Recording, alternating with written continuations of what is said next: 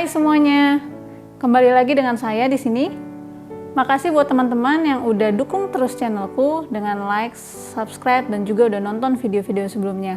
Makasih juga buat teman-teman dengan antusiasnya untuk lagu-lagu pembelajaran not balok. Nah, selanjutnya untuk menyambung dari lagu-lagu anak Indonesia yang sebelumnya sudah ada.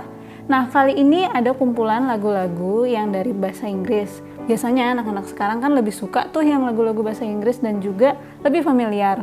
Nah, di sini ada kumpulan buku lagunya, dan seperti biasa ini benar-benar buat teman-teman yang untuk mau belajar not balok secara sederhana dan juga mudah dimengerti. Jadi jangan lupa bisa didapatkan di tokonya Sarah, T-nya kecil dan digabung, atau klik link yang ada di kolom deskripsi. Sampai jumpa lagi.